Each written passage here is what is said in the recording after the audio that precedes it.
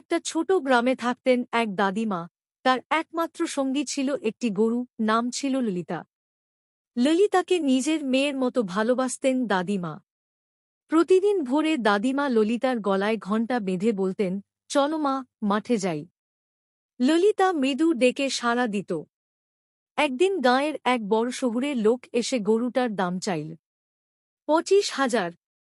সবাই চমকে উঠল। কিন্তু দাদিমা শুধু হেসে বললেন, আমার ললিতার দাম টাকায় হয় না। কয়েক মাস পর ললিতা অসুস্থ হয়ে পড়ে। শেষ রাতে দাদিমা তার মাথায় হাত বুলিয়ে বললেন, তুই আমার জীবনের আলো। দাদিমা চোখ বন্ধ করল।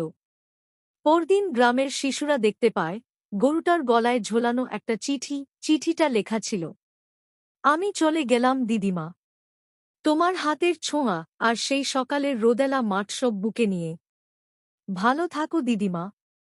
ইতি তোমার ললিতা।